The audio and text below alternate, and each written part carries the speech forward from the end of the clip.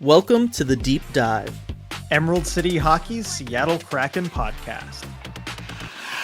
Hey everybody, welcome back to the Deep Dive, Emerald City Hockey Seattle Kraken podcast. And RJ, we weren't kidding last week when we said that news was going to start picking up here shortly for the Kraken, and that last week's episode was kind of going to be the one, not a lot going on. We're maybe having to stretch some topics before everything gets going, because this week I'm looking at a pretty full slate of stuff to talk about. I'd say so. I mean, I called it the calm before the storm last week, and the storm has begun, and it began pretty quick as the Kraken have already made 2 trades. We got a full coaching staff, lots of stuff to cover in this one. Yeah, definitely. I mean, huge moves for the Kraken under new general manager Jason Botterill. Really excited to talk about that, what this could mean for the team under his purview, I guess, since he's taken control over Ron Francis. And I think that this week is the one week that kind of tells us that, for anybody who still had questions around how much Ron Francis was going to be influencing things on this team versus how much of this is truly going to be Jason Botterill taking the reins as GM, I feel like this is the week that shows us definitively that, Jason Botterill is in charge of this roster and has the ability to go out there and do whatever he wants. And I think based on these moves, that's a good thing. Yes, I'm very happy to see that. His fingerprints are all over these moves. And I'll quote a text that you sent me after the second trade, after the Burakovsky trade, right? Feels strange having a wheeler and dealer at the helm, but I'm happy to see it. It does. I mean, we're talking about 2 trades. When was the last time the Kraken had 2 trades in a week that wasn't the trade deadline week? Ever? I don't know. Yeah, I don't know. It's pretty odd. So I'm definitely excited to talk about that and everything else as well. Now, RJ, with so much already happening, right? Because we're not even, draft is upcoming later on this week. Free agency will start next week. But we're already having, multiple trades happening. We'll get the coaching staff filled out. We have so much going on. Grubauer and the buyout window is still active. We'll talk about that in a little bit. There's so much going on right now. It'd be very easy for a Seattle Kraken fan to, feel like their head's spinning a little bit, right? And you and I are here to kind of help guide everybody through that process and help make sense of everything. But there's another situation in which you could find yourself with your head spinning a little bit and you're not really sure where to go. And that's, of course, after an accident. And that's why you got to trust the professionals like the law offices of Rico Tessendor to help guide you through that process, help you make sense of everything after you've had a large life-altering event. Yeah, and if you think the NHL offseason is complicated with trades and all this stuff, it is nothing compared to what can happen to your life if you are in a situation like that. And you do need somebody who can help guide you through it all while you're dealing with whatever accident you've just had. And Rico, no better choice than him. Definitely. And while we hope none of you ever need his services, the odds say at some point someone out there will be involved in an accident, whether on the road, at work, or anywhere in between. And when you are, we hope you call Rico at 425-778-9800 or visit his website, ricotessendor.com, to schedule a free consultation. He's won millions of dollars for his clients and helped thousands of people in the greater Seattle area. And as a fellow member of the ECH community, we know he'll help you too. All right, RJ, let's dive right into things because we have just so much to talk about. Last week, we talked a lot about what the assistant coaching staff could look like for the Seattle Kraken. We talked about a couple rumors around some potential new assistant coaches, goalie coach in Colin Zulianello. We have confirmation that Aaron Sneekloth, who we talked about last week, and Colin Zulianello, goalie coach that we talked about last week, both more speculative, more on the rumor side of things. Those have now been confirmed. And then we also have a new name to talk about as somebody who has been confirmed to be a part of the new coaching staff under Coach Lane Lambert. That's right. So rounding out the coaching staff along with Aaron Schneekloth and Colin Zulianello is Chris Taylor. So he was previously an assistant coach with the New Jersey Devils from 2020 up until this past season. His contract expired, and so the Devils chose not to renew it. And so he comes to the Kraken as an assistant coach that will focus on forwards and the offense. That's what his job was with the Devils, and with Schneekloth being more of a defensive guy, Chris Taylor should handle the forwards and the offense. We haven't gotten any, I think, official confirmation from the team or Lambert because we haven't had the chance to talk to them about roles. But looking at what they've done in the past, that seems like what Taylor will do. The Devils, a lot of offensive firepower last season, Mhm. pretty good from a goal scoring perspective. And Taylor had the chance to work with some very skilled forwards, Jack Hughes, Timo Meyer, Nico Heischer, go on at that list of forwards the Devils had. And so he comes to the Kraken bringing that experience. Previously, also, he was the head coach of the Rochester Americans. So he does have some head coaching experience as well. Yeah, the Kraken really putting together a coaching staff of people with that AHL head coaching experience here. Um, I'm excited for him to come in, particularly because he has worked with some high skill forwards and help them develop their game at the NHL level, get the most out of it at the NHL level. And so, especially as the Kraken are going to start to have more and more prospects kind of coming through, I'm really thinking about Berkeley Catton here. If he's able to make this team next year, having somebody who has experience working with a Jack Hughes, somebody who is, a little bit on the smaller side of things, but has that playmaking ability, that creativity in the offensive zone. I could see that being a really valuable asset to have on a coaching staff as players like a Berkeley Catton, a Jagger Furcus maybe come up and need to break into the NHL. I think that could be a really good thing. What we don't know is who's going to be in charge of the power play. If Chris Taylor will be doing that, did not do that in New Jersey, it sounds like, or if Jessica Campbell, who obviously has experience, helping out on the power play last year with the Seattle Kraken, and then also being in charge of the power play in Coachella Valley for the year prior to that. If Jess Campbell will be kind of taking over power play duties, that's really like the one thing that feels up in the air right now with this coaching staff that otherwise should be complete at this point with the three assistants and the goalie coach. Right. And that's the biggest question for me with this coaching staff is who runs the power play and what does that look like? Because as you mentioned, Taylor didn't run the power play in New Jersey. The Devils power play was very good. Mhm. Very, very good last season, but it was Jeremy Colton who ran it. And so I wonder how much Taylor may have picked up from that situation. I mean, he certainly was around it. So I wonder if that's the idea. And of course, Jessica Campbell does have experience coaching the power play, help assisting Bob Woods with that last season. I'm still a little concerned about this just because I talked about this in past Mhm. podcasts where I said for next season with the coaching staff, the number one most important thing, I thought maybe even more important than the particulars of who you even picked as a head coach, was getting a power play specialist on board if you were seriously trying to turn things around next season, because the Kraken, I feel like, have very little margin for error. If they want to put on a playoff push, they need that power play to be better. And so far, there is nobody with a proven successful track record with a good power play at the NHL level here on this coaching staff.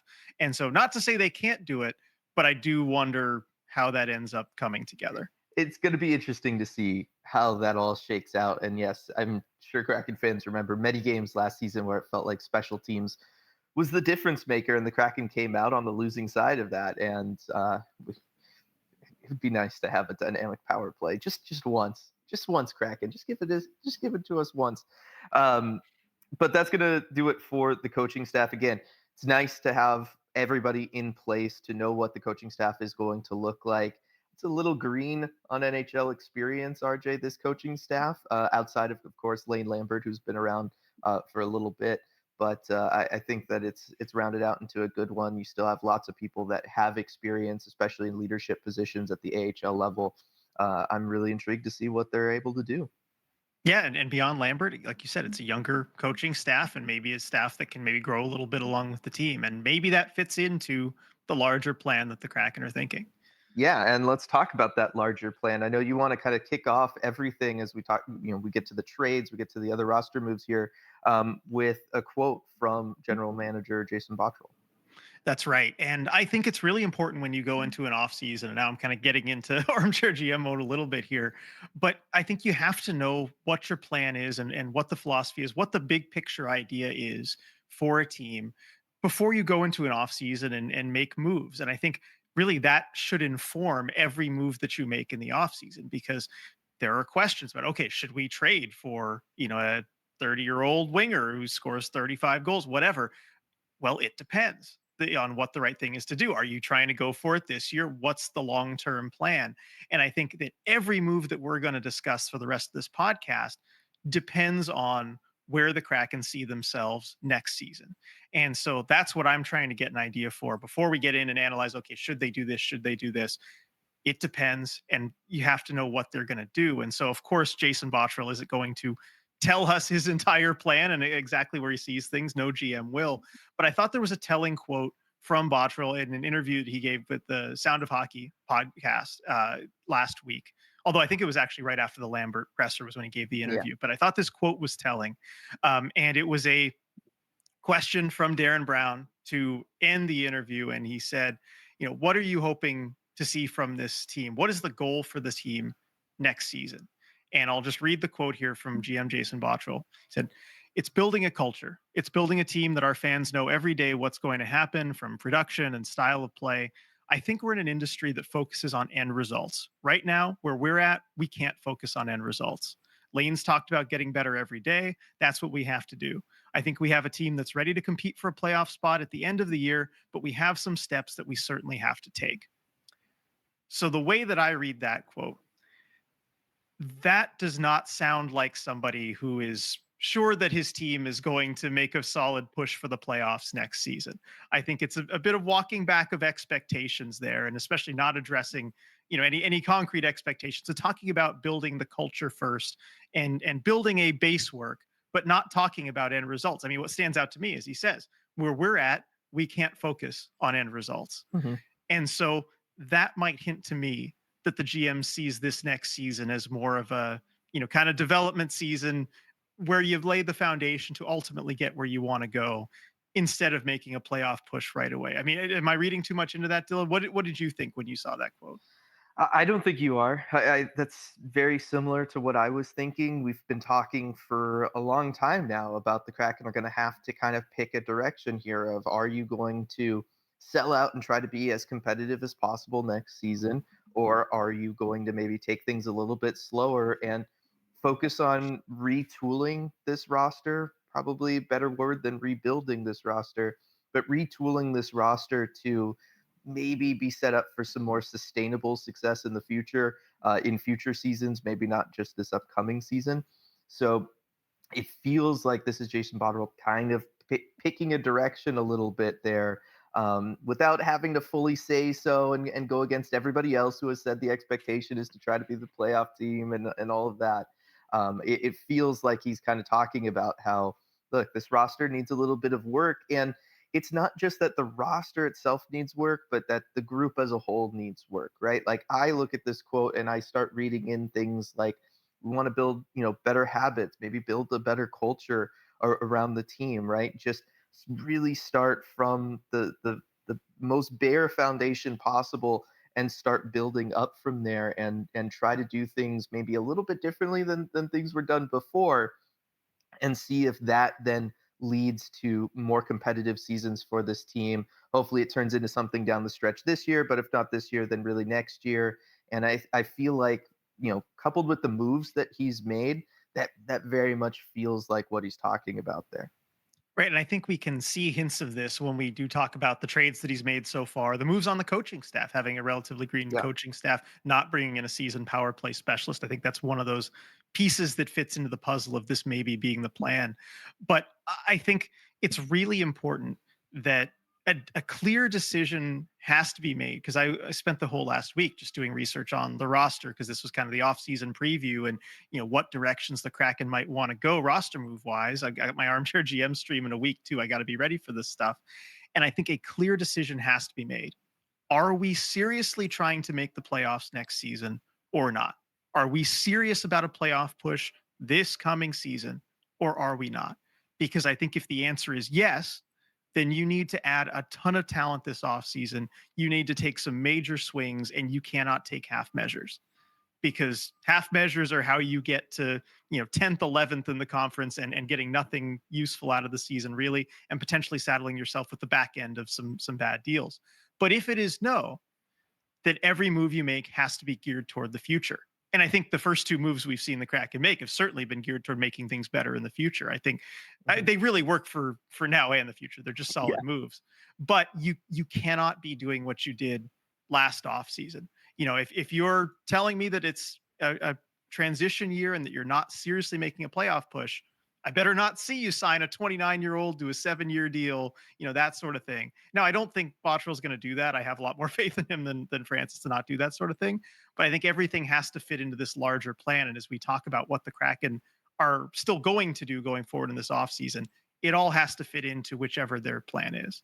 Right, exactly. And there's just been so much that's been debatable or in flux with this roster about the directions that they can go.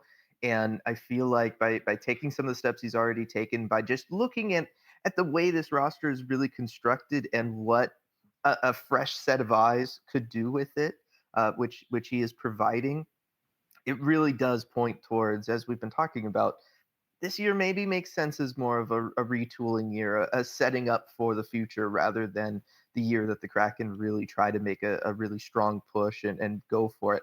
Obviously, you want the team to be more competitive. I think all of us would be on board with just a team that shows a little bit more compete level each and every night, a team that's going to be more consistent night in, night out. Like, I think that those are the things that the Kraken want to be and are going to be working towards. And I think that you can work on that without selling out for a playoff spot, right? To try to get a wild card spot as a team that maybe isn't fully there yet. And that's at least my hope anyway, is that that's kind of what Jason Botterill is talking about here. Work on building those habits, work on developing these guys, work on building a solid culture that's going to have a team that's going to be competitive, and they're not going to roll over, in games if they get scored on or whatever is going to happen. They can go out there, they can have some positive developments over the course of this year, but really you're going to be looking at future seasons as the years in which they really compete. And again, I'm down with that. The roster was kind of set up for that anyway. You have so many kind of middle six wingers on this roster. You needed to start moving some out. We obviously saw that this week with Berkey getting moved. Although you bring another one in and Mason Marchment. But you look at the future of this team. In order for them to really take a step forward, in order for them to start utilizing a prospect pool that everybody has ranked in the top 10, there just needs to be some of this stuff that gets moved out. Some of these guys that get moved out or their contracts expire. A lot of them expire after this year. It just feels like, looking at everything, this is, again, it's a year to build a foundation rather than a year to compete. Yeah, and that was one of my one of my worries, was that I felt like Ron Francis, to an extent, was maybe hitting himself a little bit about the level of the roster that he built for right now. And I don't think Botterill is kidding himself about where this team is right now, and that it's probably at least one off season to kind of get yourself out of this hole that's been dug. So I think it is the right call if that is the way he's going with it. Again, they could go out and sign a couple big name free agents, and that plan could be totally out the window by next week when we talk about everything. But so far, it just feels to me like, given what they're saying and what they're doing, that's where it's trending. Yeah, no, that's it's kind of where it feels like it's going. At least that's where I hope it is. We'll see what ends up happening in free agency, but well, I guess I don't want to jump too much into it unless we're ready to start breaking down the deals, because like one of the things is this team has a lot of cap space to work with right now. They're obviously going to have a ton of cap space next year, right? Like I talked about, you have a lot of contracts coming off the books after this season, and I think that that's going to give this roster the real ability to build around whatever core pieces they see as their core, and you're going to be able to really massively overhaul it if you want to, through trades, free agency, or whatever. But there is cap space right now. It's going to be interesting to see if Botterill feels the need to use all of that and become a cap team again. It didn't really work out well for the Kraken last year. I don't think it's a direction that they need to be going this year. I think it's better to keep that flexibility, and especially if you're going to be looking at trades and all of that kind of thing. But we'll see if if he feels the need to go ahead and use that. Yeah, I don't think it's totally safe to just call it that, okay, it's going to be a quiet offseason quite yet. There's a lot of possibilities for what they could do. And of course, we'll get into that later. But I think it's time we move on to the things that they actually have done so far, if you're ready, Dylan. And that's a couple trades already. So the first one of those, they acquire Mason Marchment from the Dallas Stars for a third-round pick next year and a fourth-round pick this year. And Dylan, this trade, I Yeah, know I sent you a you had a text right as reaction it to happened. it. I certainly had a reaction to it. I feel better about this trade than my initial reaction to it. It's just, Look, Dylan, on the past, I think in this podcast, we've talked about how Mason Marchment is an entertaining player to watch. Things don't always go his way, but it's very entertaining. And I think I had that too much in my mind. But really, as I sit back and look at this from just the armchair GM perspective, this is great asset management. You Mhm. take advantage of a cap strap Dallas team. You get Mason Marchment very cheap in a deal that reminds me a lot of the Oliver Bjorkstrand trade. Yep. And Marchman has 1 year left on his deal at 4.5 million. So he's a free agent after this coming season. And I think he is a prime candidate that if the Kraken are not in playoff position by the trade deadline, you can absolutely flip him at the trade deadline for a pretty big profit, I think, compared to what you paid for him now. For sure. That was the first thing I thought of with this is Mason Marchment is the kind of player that teams really value if they're going to be going on a playoff run. That's the kind of guy that teams like Dallas wants, right? Teams we just saw Florida, right? He feels like a guy. Obviously, he's from Florida, the Panthers organization, but very much the kind of guy that a team like the Florida Panthers would value or having success with. So yeah, Mason Marchment just feels like a kind of guy that can come in, help them with their culture now. Somebody who also wanted to be here, by all reports. Sounds like Dallas had multiple options on where to send him, and he chose Seattle, which I think is important to talk about. Obviously, very close with Brandon Montour. It sounds like the two of them really wanted to be teammates again, and so that might have influenced things there. But I do think that that's a good thing for Seattle Kraken fans to hear. But yes, Mason Marchment comes in, brings some positive stuff to this lineup right away. Another guy with size, guy with compete, somebody who can help with the culture, all of that good stuff. But realistically, at the end of the day, is going to have a ton of value come trade deadline time, is on that expiring deal. And then you're going to be able to go out and, especially if you're going to retain some money and you have the cap space to do that at the deadline, you're going to absolutely get more than what you gave up to get him. Exactly. And I thought that was an interesting wrinkle, the report about him wanting to come to Seattle. And apparently, sounds like GM Jim Nill of the Dallas Stars maybe even took a lower offer to send Marchment to the Kraken versus there were other teams that might have offered more than a third and a fourth for him. And it sounds like the reason, or one of the reasons that he did that, was that Mason Marchment, I guess, signed a team friendly deal when he originally signed with Dallas, and that Nil wanted to send him to another no state income tax state so that he didn't, kind of have to take a hit on his actual take home pay, given that he did the Stars a favor signing for a little bit less. Dylan, is that the first time the Kraken have ever taken advantage of being a no state income tax team? It feels like it, and especially because like the other big destination reported for Mason Marchment was Toronto. So like that is it's a good difference there in terms of things. But yeah, this feels like the first time that we've kind of felt that way because like none of the free agent signings have felt like that for the Kraken, right? Like they've always felt like they were paying market rate for guys. At least. Yeah, at least I didn't want to say it, but yeah, this does feel like the first time. So I like to see that too. I mean, especially with all the talk about the advantage that is in the league, which I think we both agree is a little overstated, Yeah. but still, it is good to see the Kraken benefit for something like that. And yeah, on Marchment, just a little more on him as a player, just because he is someone that we've kind of had our eye on Yeah. for the last couple of years because he's entertaining. I think Kraken fans will enjoy that. Just chaos follows him. Mhm. Whether and he's rarely on the right end of it, but it's always fun to watch, whether it's trying to line up a check and whiffing on somebody or lining up a big check and connecting.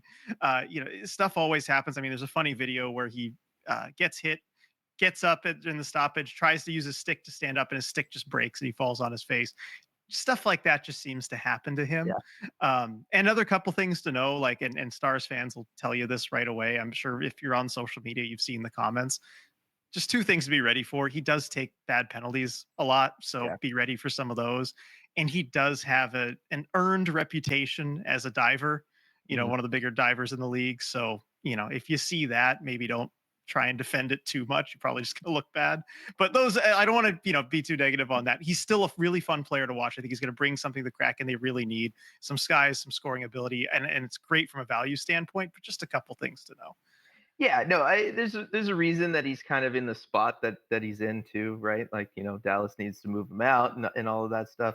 But yeah, back-to-back 22 goal seasons is something that, for a middle six winger is basically been what the Kraken have been hoping for from several middle six wingers and not really gotten from a lot of guys. I mean, that would put him pretty high up on the Kraken. What, maybe like third last year in goals, with Yeah, tied 22. for third with Jared McCann. Yeah, so he does have the ability to score in addition to that size, in addition to everything. And yeah, maybe take some penalties that aren't always that don't come at the most opportune of times. But again, when you're coming from a place that this Kraken roster is where you know you don't always have pushback, you're not always there standing up for guys, you're not always being involved physically in the game or really pushing things. I feel like, having somebody like that around could be a net positive for the Kraken, even if there's going to be two, three, four times over the course of the season where we all just kind of face palm and we're just like, mush, what are you doing? Yeah, exactly. But I think also he's a good culture guy to have in the room by all accounts. Definitely. Real close with Brandon Montour. And so I love what Montour brought to the room last season. If it's someone he likes, just bring in more of that. Bring in all of Brandon Montour's friends. Really, and I almost wonder if that's maybe what we're seeing here, right? Like it sure sounds like it, like we talked about, right? Mason Marchment wanting to come to Seattle, obviously the tax benefits, but also to be reunited with Montour. Um, yeah, I wouldn't hate it if Montour just kind of assembled a group of guys that all kind of think a certain way, going to bring some of that Florida Panthers mentality to the Seattle Kraken. It's obviously a proven formula at this point. Yeah, it's something any team could use, I think. So you have one middle six winger in, and now you have a middle six winger out as the Kraken make a second trade, sending Andre Burakovsky to the Chicago Blackhawks for center Joe Veleno. And Dylan, when I saw this trade, well, first of all, it broke early in the morning. So I woke up to it a couple hours later, but I spent a couple minutes just looking, searching, through the team email, through social media, trying to find information on some retained salary for Burakovsky. How much money did the Kraken retain? What draft picks did they throw Chicago's way to get this deal done? And I couldn't find any. And you know what? There wasn't any. As the famous quote goes, the deal is one for one. The trade is one for one. They send out Andre Burakovsky, get Joe Veleno, and Dylan, this is a brilliant trade. I don't know how Bottrill did it, but he somehow got rid of that Burakovsky contract at almost no cost to the team. How do you do it, Dylan?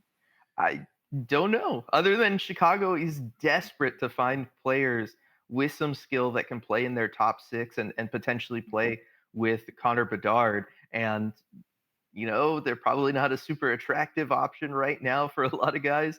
And so they had to take advantage on the trade market and maybe try to target some less talked about trade assets, we'll call Berkey. But, realistically, Berkey is the kind of guy that with a change of scenery, with some good fortune injury wise, we know what kind of skill level he has. It was on display the second half of last season, right? How he can rack up points and he can play with skilled guys. I think Chicago looks at that and says, let's roll the dice here. We have plenty of cap space. There's only 2 years left on this deal. Let's try to find somebody that can help set up Connor Bedard, just because we might not be able to get somebody in free agency to do it. Yeah, and I do understand that side of it, but man, I have no idea why Chicago would do this so cheaply. I mean, they essentially gave the Kraken a get out of jail free card and extracted zero value from it. I mean, the Puckpedia cap relief calculator says that just the cap relief, because mind you, Burakovsky has this year and next year, 2 years Yeah. left on his deal, that 5.5. amount of cap relief. Now, of course, that's not counting the player and what the player brings, but if he is kind of a replacement level guy, that's a late first round pick worth of value out of the cap relief for free. So I understand that they're hoping that Burakovsky can bounce back, and I hope he can too. I think he is a good fit in their top six, but I mean, he may bring some value, but not that much. Not a late first round pick's worth of value. So I just want to give a lot of credit to Jason Bottrill here for finding a way to do this. And for the Kraken, from the I was Kraken going to say, perspective, I'll let you go. well, no, I was just going to quickly ask you, Mr. Armchair GM, Yes. from just like straight asset management and stuff, is this the greatest trade in Kraken franchise history? Right? Ooh. Like, because prior to that, it would be the Bjorkstrand deal, and obviously Bjorkstrand, you're able to acquire a good player, and and you certainly got value out of him. And then, of course, if you factor in the return you got this deadline for Bjorkstrand, like, great stuff there. But this feels like it needs to at least be in the conversation, just because everything you're saying there with the fact that you're getting this cap relief for free and everything. It sure feels like a form of highway robbery. Definitely. I think I'd put it a close second to the Bjorkstrand deal, just because with Bjorkstrand, you also did get a useful player there who you got for a couple years, and you can get that great return. So, but still, I mean, this is probably second just from a value standpoint. And I mean, Dylan, the more I think about this, I think so much of being a good NHL GM is just taking advantage of the dumb teams over and Mhm. over Yeah. again. And I think Chicago, like I like the way they tore things down, but since then I think they've been extremely wasteful with the money that they've spent. I think this is another example of that waste. But if you can take advantage of that, and I think that's ultimately what Bottrell's done twice, is just take advantage of two situations that other teams were in. Dallas, where they need to get rid of someone because they're cap strapped, and Chicago because they have too much cap room and they can afford to be wasteful with it. That's how you make successful moves and successful trades as a GM. And I'm just really happy to see that from the Kraken, and not really used to it. So it's nice to see. Yeah, I mean, we'll get to like the roster implications here in a second, but just sticking with the fact that we saw two trades in the past week, and like I was joking at the beginning of the podcast, like we're just not used to seeing that outside of the week leading up to the trade deadline, and even then, sometimes we weren't seeing two trades in a week, right? It just feels so different, like having a wheeler and dealer, which is what I called him. It just, yeah, it feels good having somebody who is going to look at, kind of survey the rest of the league, go out there and look and find opportunities to make this roster better, right? And just not be so passive, because like that's really what it was with under Ron Francis, right? When he was the decision maker, it was just things were so passive. It was just such a wait and see approach on everything.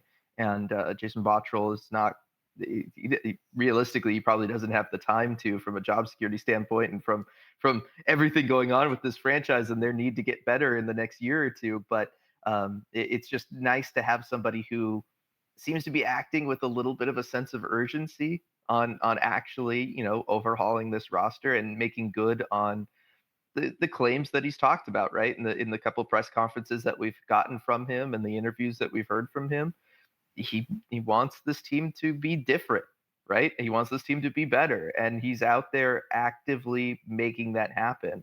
And we're seeing him make several moves already, and he's only been on the job for like a month. Yeah, so far so good. So turning to the roster implications of this deal, I think, well, with the Marchment trade, the Kraken needed to clear out a winger for Yeah. sure. They probably need to clear out at least one more, but Burakovsky was the obvious choice. I think anyone listening to this podcast doesn't need any explanation, maybe as to why. If you've seen how it's kind of gone with him in his Kraken tenure.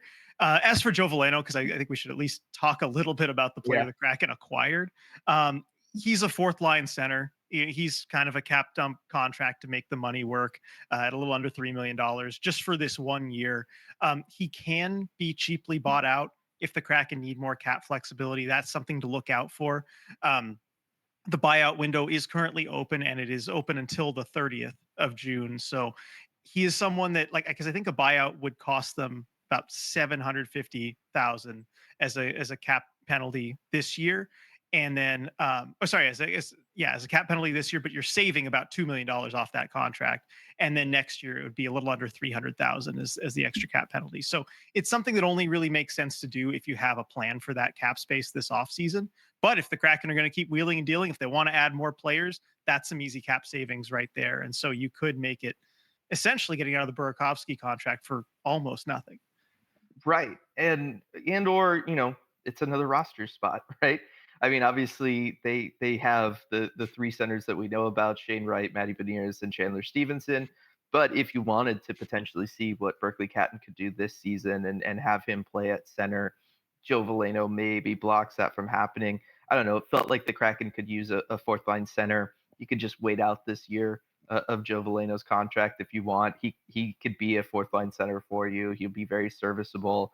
Um, Somebody who has not lived up to the hype, both from his days in the queue and then being a first round pick in the NHL. But we'll kind of see what they want to do. they have so much cap space though already, RJ. And you and I were talking about we don't necessarily think that they should or will go out and just use all of that right away. Obviously, you still need to re-sign um, Riker Evans. You need to re-sign Capo Caco. That's going to take up some of this cap space. They have what, like 17.5 million right now in cap space. So we'll see what they kind of do with that.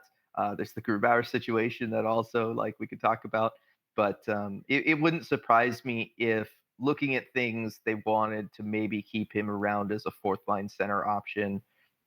Just somebody that can kind of hold down the fort down there and at the bottom of the lineup. And again, help the team be a little bit more competitive than maybe relying on a really young guy in Berkeley Catton and the growing pains there if they don't want to do that or if they want him at wing versus being in a spot where it's going to be like, are you calling up Ben Myers and something like that. Joe Valeno is a better, more consistent option anyway than that.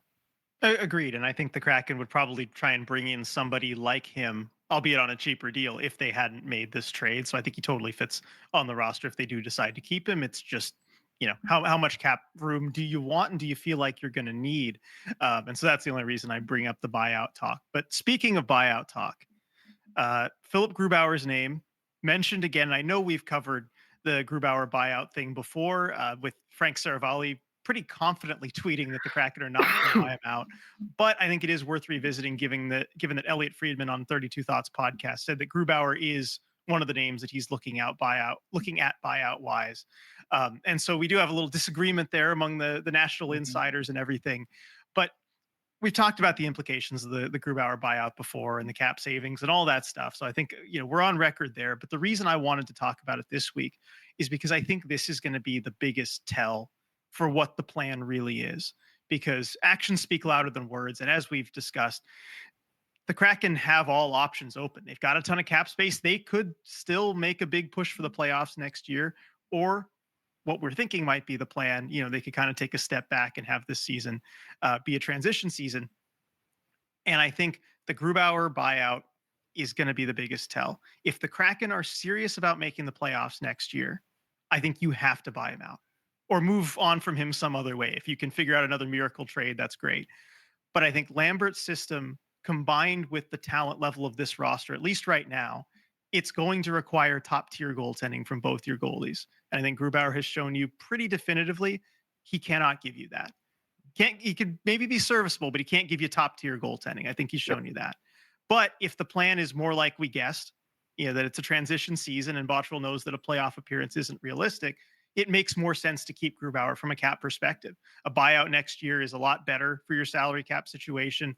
And maybe you can hope to turn him around a little bit, with the new goalie coach, maybe that'll help. And you can swing a Burakovsky-like deal next year. And if he continues to play the way he has and doesn't get better, he gets you that much closer to Gavin McKenna potentially. So it just makes more sense to keep him if that is the plan. So I think that decision on Grubauer is going to be very telling as far as what the overall plan is.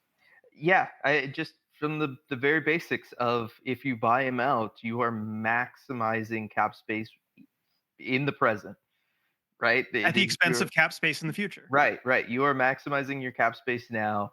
You're not as concerned about the future with it, and that would imply that you're looking to go out there and you're looking to spend big in free agency because, again, some of this cap space does have to be allocated to the players that are not re-signed yet that we have to assume are going to be back, and that's not even counting guys like do they want to bring back a Ty Cartier, Mikey Asimont, anything like that, right? Just talking about Capo Caco and Riker Evans.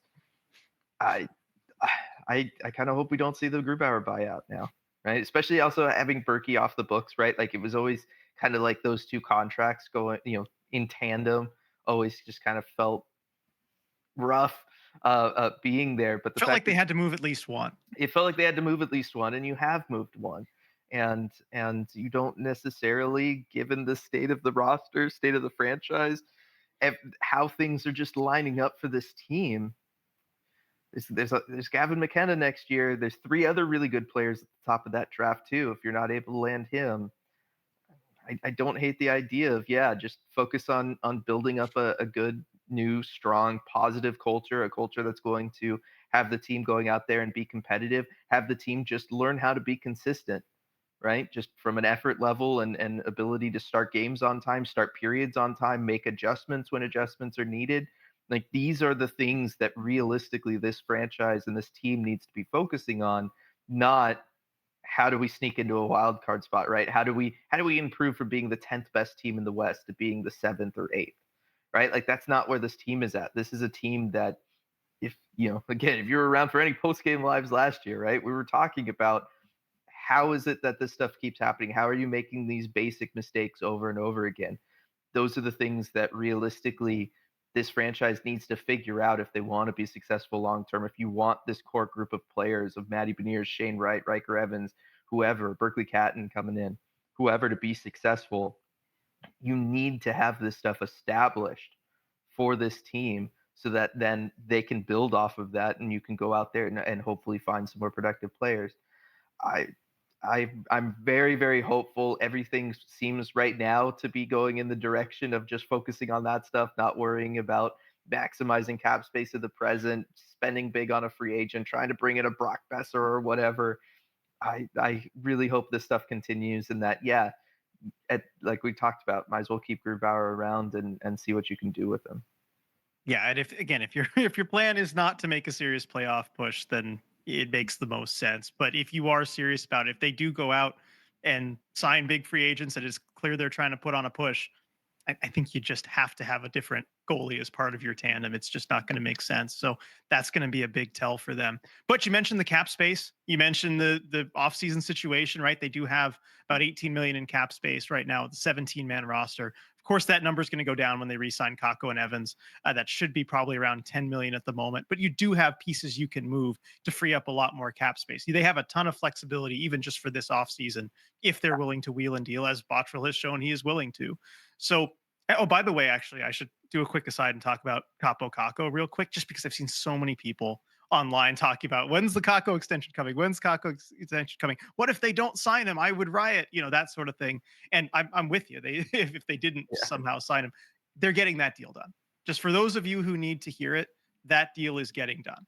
Now, it may not get done till mid-July, but it is going to get done. It could get done tomorrow, but right now, signing RFAs is probably the least pressing thing on Jason Yeah. Bottrill's mind and on his agenda right now. He's got the draft in 4 days. He has free agency coming up. And for a player that they already have the rights to, and yes, there's the arbitration deadline and all that stuff, a deal is getting done. So if you're worried about it, don't worry. So I just want to go on that aside. But given the Kraken situation, I mean, what's next? That's kind of what people are asking now. What kind of moves could they make? I think we both agree that we don't see any big moves in the cards, but they do have the option to do that. And so, Dylan, like, where do you kind of see the offseason going from here? It feels like at this point it's just a wait out the draft, see what happens in free agency kind of thing. You made the big move in the sense of like we just talked about, you needed to get rid of one of the contracts of Philip Grubauer or Andre Burakovsky. You did that. You wanted to bring in guys that are going to more align with the values that this team wants to have moving forward. You've already done that by bringing in Mason Marchment in a way that is way better than signing a free agent who would bring that to this team, right? If you were just looking for a middle six winger that was going to add size and compete to the lineup and help out with the team culture, bringing in a guy who has 1 year left on his deal that you could then potentially flip at the deadline if you're not where the team wants to be or whatever, that makes infinitely more sense than signing somebody to a 4 year contract and locking up that roster spot long term. As it is, this team, I just look at it, RJ. It feels like if they're going to do anything else before free agency or even shortly after free agency, from the trading on the trading side of things, it would have to be moving somebody out rather than probably bringing somebody in, just because don't have a lot of space on the blue line. That's all pretty much taken care of. You re-signed Cale Fleury, by the way. We should mention that happened this week as well. Happy to have him back, right? It feels like Yeah, it wouldn't be right to not have him in the org. exactly. But you have your blue line more or less figured out. If you're keeping Philip Grubauer, you're set in net. You know what the group is there, and you know what the group is at CV for the most part there as well. And up front, this is a team where, I did the prospect chat last week and people are like, hey, who could be coming up from CV? And it's like, I don't know where anybody's supposed to be, right? Obviously, Yanni Newman had the cup, the cup of coffee at the NHL level last season, looked good, definitely feels like he's ready to take that next step forward as a full-time NHL player. I still don't know where he's supposed to fit in on this roster, Where are RJ. the spots? The wingers. This team has so many wingers. They're just overflowing with wingers. You got Ebbs, you've got Schwartz, you've got Ellie Tolvanen, you've got Marchment now, you've got you don't have Berkey, but you have Kapokako who's going to be coming back. Like there's just so many wingers on this team. Jared McCann, didn't mention him, probably should, right? Like there's so many wingers. I just like rattled off 9, your top 9 wingers all right away, right? So I think if we see them do something else, RJ, on the trading front, it would have to be moving a winger out for some sort of asset. I don't even entirely know what you'd bring in if you were to move like an Ellie Tolvanen. Yeah, maybe you're hoping for a prospect who's Yeah. close. Someone drafted a couple of years ago, someone who can kind of fit into the rest of your prospect pool. Maybe a D prospect. Yeah. That's a hole you could fill, I think, by moving a winger. So I could see a trade like that would make sense. But you're right. I mean, where are the spots for the young players? And I think you have to kind of move somebody to open one up. My guess, if I just kind of had to try and predict what we're gonna see, assuming the plan isn't to make the big push and everything, I think we'll probably see one more winger added. Because like looking at it right now, Dylan, and I don't want to look at it necessarily just from an optics standpoint, but I think that does come into play a little bit. Maybe I'm thinking too much Ron Francis wise, as far as concern with optics here. But I feel like if you just leave it as you have Burakovsky out, Marchment in, and like a Tolvanen or something out, right? If that's all you do, Mm-hmm. I don't know how you sell that to the fans as even having a chance of maybe making a playoff push. I know you got a new coach and be like, well, the coach will turn things around.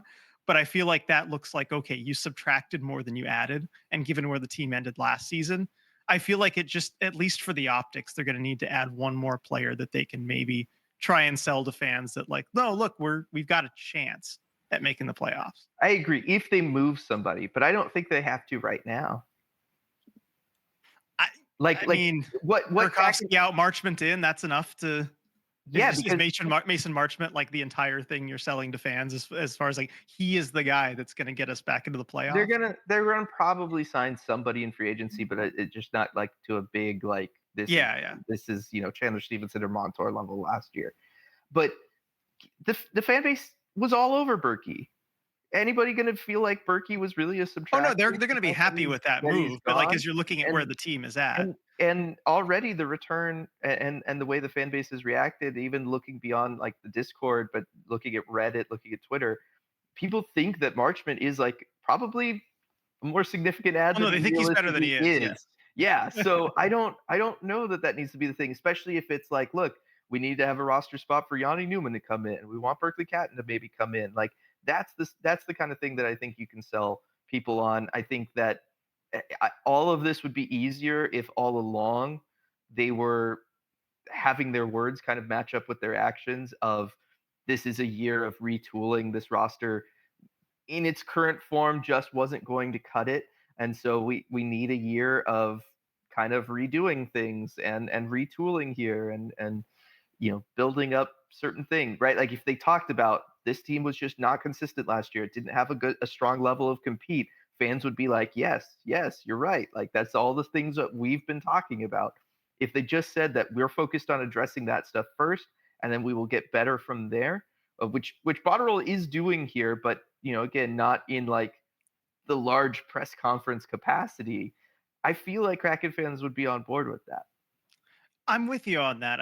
They haven't really leaned into that messaging yet, Yeah. and so I can't imagine. All I'm saying is I would be really surprised if they were just done. They'll do if this is something the minor. meat of the business that they're going to do. I still think they're going to have it one at least like Marchment level or greater type trade. Yeah, I think Botterill is going to be trying to do bigger things. Like it wouldn't surprise me if he's going to be in on like JJ Peterka, right? Like trying to get one of these younger assets that would really make a lot of sense for this team, not just this year, but really moving forward. My guess is he's going to be involved in that. I think that you probably realistically, if one of your concerns with this team is the culture and you want to improve the culture there.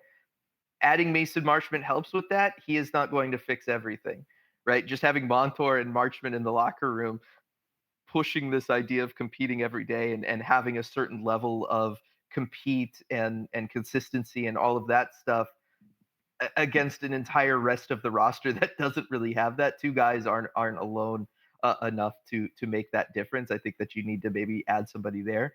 But again, like you've re-signed John Hayden, like you're re-signing everybody that are kind of like your in between guys, your fourth line guys, your bottom pairing defensemen, all of that. Because you re-signed both Cale Fleury and Josh Mahura. There's just no roster spots to do anything. Like again, we're already talking about where's Yanni Newman supposed to be if you do something here. Like I just don't entirely know.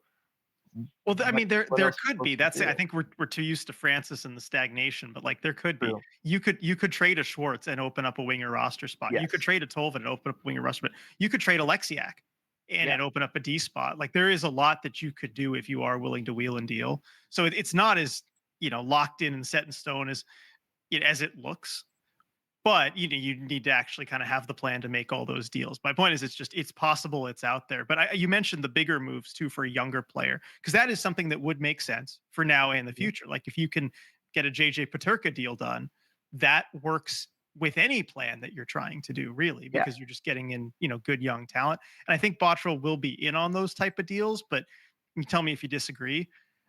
I just don't see how he's in a position to actually get one of those done, just given where the Kraken are at asset wise. I know they've got the Tampa first round picks and stuff that they can move, but it feels like a lot of these teams that are looking to move young players, whether it's Paterka or Rossi or whoever, these teams want pieces that are ready to help them closer to now rather than Tampa's picks that are just currency that are just a year or two away. It feels like the Kraken don't have what these teams are going to want. Right. We've talked about this a lot over on Patreon, Red Glare podcast, right? Like this is an off season where essentially one of 32 teams is selling in Pittsburgh, right? Like only one franchise in the entire league is like, yeah, we're probably not that close next year, actually, right? Or job security wise doesn't feel like they have to see improvement next year in order to stay in their role as general manager. That really does put you in this spot where yes, any team that is going to have to lose an asset, and there are definitely teams out there that are losing assets. Trevor Zegras moved today from Anaheim to Philadelphia. They need something back that they can work with. And so I would say that Botterill is working from a good spot. He has multiple first round picks that he can move and work with. He has a great top 10 prospect pool. You have guys that you can move that would have value from a prospect standpoint if you want. But nobody that's NHL ready, right? Like your best assets if you're looking for a team that wants somebody right now who can come in and help them out is Ellie Tolvanen. It's Jared McCann if it's going to be like a really large move, right?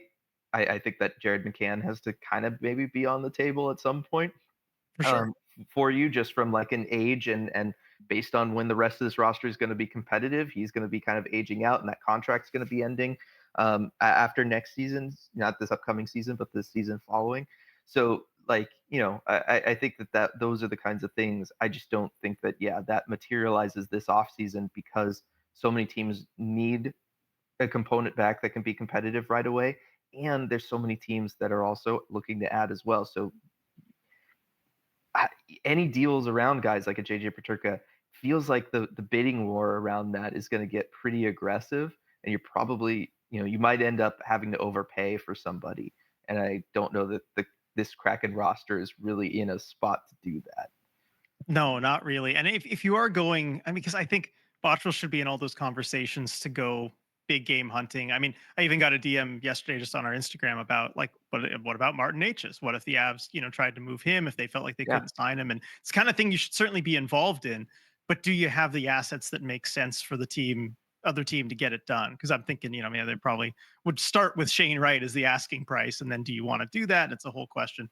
But I don't know how much they're going to be in position to do those big deals. Hopefully Bottrell can pleasantly surprise me, but I think that's kind of where it's headed. Now, Dylan, if you were him, and especially as we kind of go toward free agency, the trade market is harder to predict. And I'm sure the Kraken will be involved there. But I mean, given what we're hoping the plan is, should the Kraken be doing anything in free agency at all? If it was me, no, just take care of business, re-sign Riker Evans, re-sign Capo Caco, bring back a Mikey Eyssimont if possible for the fourth line. I think he helps you on that fourth line. Again, another guy that seemed good for the culture and good for what you're trying to build here. Um, somebody with an outside perspective, been a part of some good successful franchises here recently.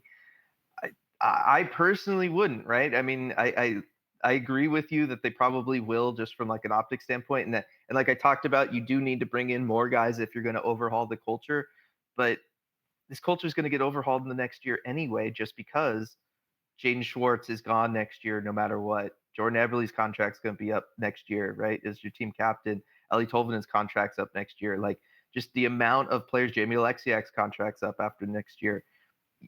Your culture is going to get overhauled for the future anyway, just because all of these guys are going to be leaving, right, in one way or another. You're either going to be moving them out during trades over the course of the season at the trade deadline if you're not, in a competitive spot, or if it's just next off season. It doesn't make sense for you to bring back a lot of these guys just from an age perspective.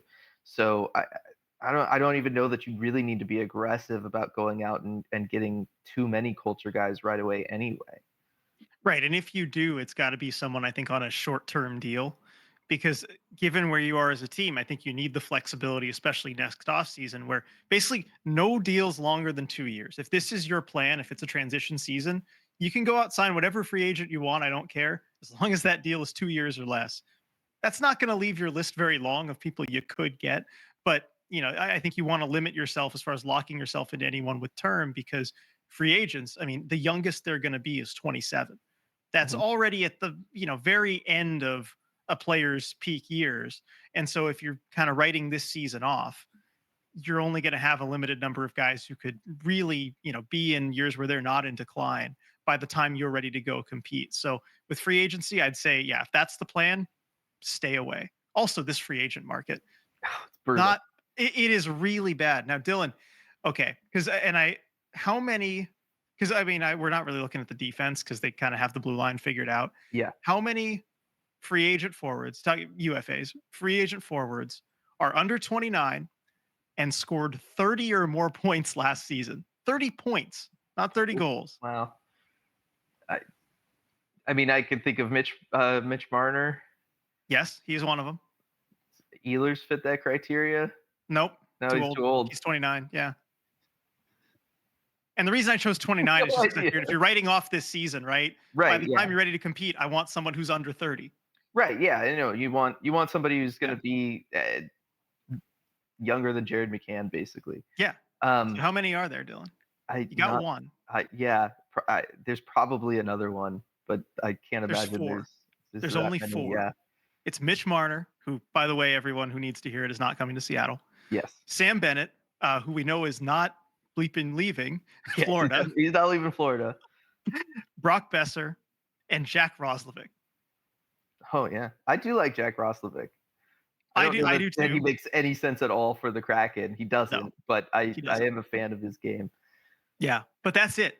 If you want somebody who put up 30 points last season and is under 29, that's your list. Yeah. No, this is why you have to be a general manager who is willing to work the trade market, right? Like Hmm. this is what you have to do, and it feels like, again, already, right? Jason Bottrell is showing that he is somebody who understands that and can do that. And when we look at kind of the history of Ron Francis in the GM role, the absolute best acquisitions, right, was the Capo Caco trade, the Oliver Bjorkstrand trade. We don't really talk about the free agent moves, right? Like as the best acquisitions there. And some of that is just because of the nature of free agency. Like, that's just not the place to go out and get somebody. It is through trading. And so I am happy that we have a general manager who, at this pace, RJ, could make more trades in their first year on the job than Ron Francis made in 3 years, 4 years. Man, that would be something. I still feel like that's because It could there be are a lot of close little if trades. it's a busy deadline, though. It would be close. It would be it yeah. If you take away year one, because remember the year one deadline was selling off. Yeah, There that were a was a lot of huge those. sell You off. had the Victor Rask trade, like Yeah, those are lots of little ones. But yeah, I think as far as more of an impact, maybe yeah, with the trades as well. So that's going to be big for the Kraken. And yeah, you have to be able to work the trade market. It's a must for GMs nowadays. Now, real quick on free agency though, are there any free agents that you would like to see the Kraken sign? Any names out there?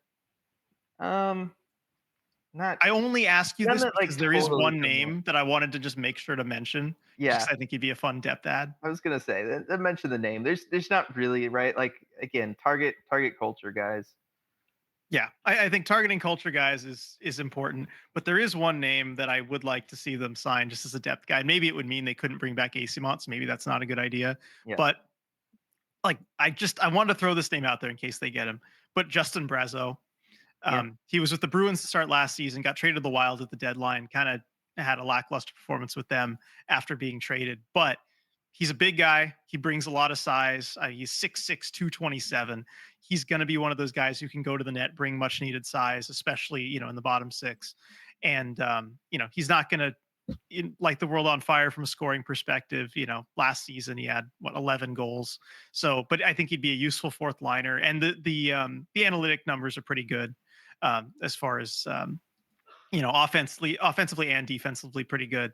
So I think he'd be a good depth add. The contract projection is 2 years times 1.485, which I think that's a bargain for what he brings. And I yeah. think he's someone that you could flip maybe next year to trade deadline, and he could be a useful piece, or even this year if he has a good season. So that's just the one name that I wanted to mention because I think he'd be a fun depth addition. Yeah, and I do want to mention just because we've talked a lot about the culture, and I'm sure that already people haven't even gotten to this part of the podcast, but they've already left a comment or two on the YouTube version of this podcast talking about the culture and what do you mean, especially when I was throwing out like talking about how your culture is going to change because of Jaden Schwartz being gone next year to Tolman and Jordan Eberle, who is captain of this team. I do think like yes, these guys can contribute to a positive culture, but we haven't seen it. And I do think that this is again like probably a longer conversation type thing than just throwing it in here at the end of the podcast. So far, the culture for the Kraken has been inconsistency. It has not been a high compete level. It has not been one in which guys stand up for each other, right? Like these are common thread issues that we've talked about for years now that continually pop up after games, right? And it's one of those things that you may not think of it right now, but boy, in the moment, right? We see the tweets about it, we see the messages on Discord about it, we get the questions about it in post game, and I think that yes, having Jordan Eberle as captain last year maybe helped a little bit, and I know he was injured for a large portion of the season, so he wasn't around, and all of that. But I do think that it is one of those things, like just the same as with just in general, thinking of this roster as just not being one of the strongest in the league, right? As much as we love these guys, there are certain hard truths that I feel like after 4 years, we can kind of more objectively talk about. And I do think that the culture of this team not being one that's built around compete, standing up for each other, being consistent, making adjustments, having a coach come in and being able to work with these guys. I feel like after 4 years of not really having any of those things, we can pretty solidly say that yes, this existing core just doesn't have that. And so yes, a conversation around culture needs to happen.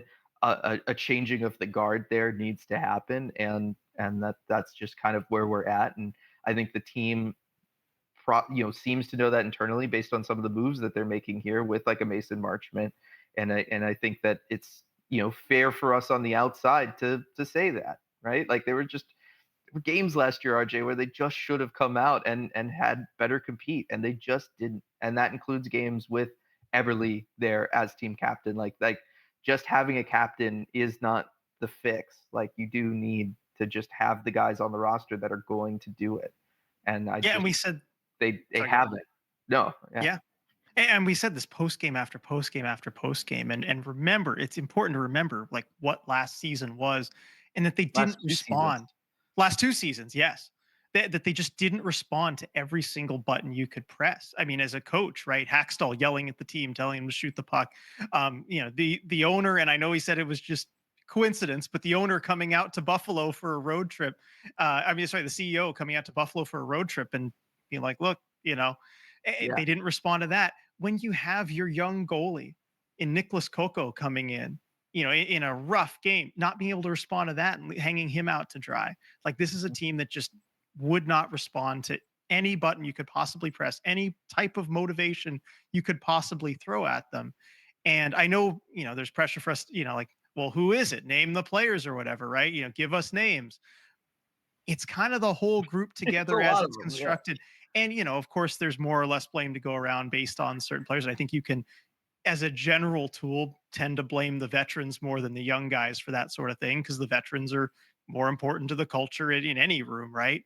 Right. Um, but I think everybody who's in there, has some blame for that. And so if you, at the end of the day, the answer has to be to change the composition of players that's in there.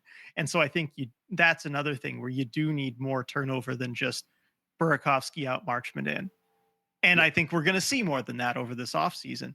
But, if that's the only change you make, Burakovsky wasn't destroying the locker room culture, and having him gone will fix everything. That is for sure. So you're going to need more turnover there. And I'm glad you brought that up, Dylan, because in an offseason where maybe you're not focusing on having a roster that on paper can make the playoffs next year, that's something that you can address and you can fix, especially if you're not concerned about, as Botch would say, end results. Where Mhm. we're at, we can't focus on end results right now, but you can focus on laying that foundation and building a culture so that next year, when you're ready to compete and hopefully take that next step, you've got the right group of guys in the room that can respond to the adversity they're going to face in trying to do that. And set things up as you're now more realistically season after season going to be adding young players into the group, right? Like now that your draft prospects are old enough that they've been playing in CV and can reasonably start filling out your roster beyond just the top 5 pick guys in Matty Beniers and Shane Wright. You want to have a certain level of culture and foundation for those guys as they come into the lineup. You don't want them to step in and learn those habits, right? Like, you don't want them learning from example of being inconsistent. And I think that there's been a level of that with Matty Beniers and Shane Wright that, again, probably longer conversation we could have later on in this offseason. But I think that that's been there. And I think that that's something that I think at this point we can pretty fairly address. And I just think that that's something that, this organization needs to address. It feels like they're addressing it. I think that Brandon Montour was really good for that. I mean, nobody would say that he was inconsistent from an effort standpoint last year the way that you could about a lot of other guys on this team. I think Mason Marchman's not going to be one of those guys that you could say is going to be inconsistent in his effort. Maybe inconsistent in results with some of that effort, but you're not going to say that the effort itself is inconsistent. And I think that that's positive stuff. And I do think that, yes, if the Kraken are going to make more moves, those are the kind of moves that I want to see from this team this offseason. If you are going to move out guys to move in guys, I want to see you at least moving in guys that we can say that about, where we know for all 82 games, they're going to show up, they're going to compete, they're going to stand up for their teammates, they're going to do all of that stuff because, like I said, it just feels like at this point it's a fair question to ask about this group, and it's something that feels fair to address and for the team to make moves on. Yeah, and those guys are out there via trade, via the free agent market. They're in both places, and they're generally easier to bring in than a superstar level player skill wise. That is something you can more easily address. That is definitely something that you can do. Um, just because we gotta address it, just because it is in 4 days, RJ, the draft. What do we want to see? Is there anything that you want to see at the draft? Do you want to see the team maybe move down out of the top 8? You want to see them take a big swing at pick 8? What are you hoping to see when we're down there in LA? Well, first of all, I don't think that pick is getting moved. I would be shocked if they I didn't would be pick very somebody number 8, surprised. given the way that they're talking about. So, with that 8th pick, I just want to see somebody who could potentially be that star player that you need. I want them going for upside. That's just generally my philosophy with pretty much any top 10 pick that you make, but I want to see them go as high upside as possible. That's debatable which player that could actually be. I've had discussions with you about, who you think it is. And I've even like, disagreed on maybe like an Eklund or something. But I want to see them just swing for the fences with this pick because you theoretically, hopefully, only get so many top 10 picks. You'd like to stop picking in the top 10 pretty soon, maybe after next season. You got to make them count. Yeah, definitely. I think that there's a good chance that a couple of those guys are going to be there for them at 8, which is why I think they need to stay at 8. The big guys that I talked about, potentially being there for them on the prospect chat over on Patreon was James Higgins has been mocked to them and is falling just because sub 6 foot, going to be sub 200 pounds at the NHL, at his NHL weight, probably be around 190 as a playing weight long term for him. And that has some people maybe concerned. And so if there's a run on centers, it's possible that he falls because of that. But you're talking about a guy who was the most utilized player on that gold medal winning World Juniors team for Team USA this past year. And he showcased he can kind of do it all on that group, including fight and battle net front. I think if he's there, he has from a skill perspective. I mean, I was reading a thing earlier today actually where it was the people over at the Athletic talking, and they said if he had played in the OHL instead of NCAA, it's possible he outscores Michael Misa this past year in the CHL because he's just that skilled and that offensively gifted. So I think if James Higgins is there, that's a good pick for the Kraken. Porter Martone is going to fall in this draft just because he's a winger. There is a position bias in the draft, and it is against wingers. And if Porter Martone is there, he's pretty much universally agreed upon as the third best prospect in this draft. Um, uh, Bob McKenzie released his final rankings, talking to NHL scouts, talks to NHL scouts, and then puts together a rankings. All the NHL scouts had him definitively as their third best guy in this draft after Schaefer and Misa. And so if he's going to fall to pick 8 and be there for you, yeah, he's a winger. But you know what?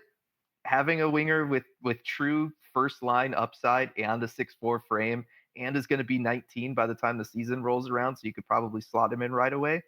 Maybe that does make an Ellie Tolvanen a little bit more expendable for this roster, and it could be a good thing for them to go for. And then Roger McQueen is the ultimate high risk, high reward kind of pick. Again, you're talking about like a 6'6" frame for a center, somebody who does have a lot of skill, has a lot of injury red flags as well. It sounds like they're maybe not as bad now post combine as they were prior to that, but back injuries already in a career are something to be nervous about. But I think that he's the only other guy that could be available at 8 that is going to have that potential superstar upside that I would like to see them roll the dice on. Like I've been pretty vocal. I think there's more of a chance that he busts than he becomes a superstar, but he has superstar upside in a way that a lot of these other prospects don't. And if the Kraken want to go for it, I would not hate them going for it because I think that that would signal that this is a franchise that is serious about trying to take those steps forward. Yeah, and I think you've come around on that pick, even though you probably don't like McQueen that much as the prospect. Just having that upside, Mhm. makes it a potentially good idea there for the Kraken to go with. And of course, we are going to be at the draft Yep. in LA, so we'll have the first chance, hopefully, to talk to whoever they do pick at number 8 and report all that back to you. So definitely stay tuned on all of that. Follow our social media and everything because we're going to have a bunch of great live coverage from the draft. Yeah, definitely. I'm really looking forward to it. Going back to where it all began for us, at the site of our first draft attended back in 2010. 15 years ago. And Dylan, Mhm. we're going to have to recreate that picture that we took in Yeah, front of we Staples we sh- Center. we are probably going to have to. Yes, that'll be a lot of fun. I'm really looking forward to it, and just looking forward to that, and then immediately coming right back up here for Dev Camp, being around all the prospects and everything. Just such a fun time and a good optimistic time as well for the Seattle Kraken. And unfortunately, these last couple of years, we got to look forward to those opportunities. Yep, exactly. But I am looking forward to it. I'm looking forward to the off season, which already feels like it's Yep. in full swing and it's just about to get busier. So, even though the Kraken aren't playing games, everybody stay tuned. I maintain this is the best time of the year. I don't care what anybody else says. This is what it's all about. Mhm. Get ready for the off season. I'm pumped. Yep, yep. No, I'm right there with you. And just like you look forward to the off season, RJ, I look forward to when we get to talk about our wonderful sponsor, the law offices of Rico Tessendor. And while we hope none of you ever need his services, the odds say that at some point someone out there will be involved in an accident, whether on the road, at work, or anywhere in between. And when you are, we hope you call Rico at 425-778-9800 or visit his website, ricotessendor.com, to schedule a free consultation. He's won millions of dollars for his clients and helped thousands of people in the greater Seattle area. And as a fellow member of the ECH community, we know he'll help you too. And I look forward to every week trying to think about how are we going to bring this up. What can we tie this into? It's a lot of fun. We do have a lot of fun with that for sure. And I love these outlets for your creativity, Dylan. You always pleasantly surprise me. Yep. All right, everybody, that's going to do it for this week's episode of the Deep Dive. Next week's is going to be a day late, just as like a heads up for everybody, because there's going to be a lot of stuff going on. I'm going to be traveling on the 30th for one. That's really why it has to be a day late. But coming back up and to free Seattle. agency But free is agency July 1st. We're going to be able to start. talk to Jason Bottrill after whatever signings the Kraken make on that day. So we'll have a lot more information for you. It'll probably come out later in the day, just so you know. Yeah, later in the day on the 1st, but we'll see if the Kraken make moves, what kind of moves are made, and we'll be able to discuss them. It just makes sense to wait for that instead of doing things as this really was our free agency preview anyway. Yeah, pretty much. And also just everyone keep track of our socials, because we will have a lot of live reaction stuff from the draft and everything too. This will not be the last that you hear of us before July 1st. Definitely. All right, everybody, thanks so much for listening, and we will see you all next time.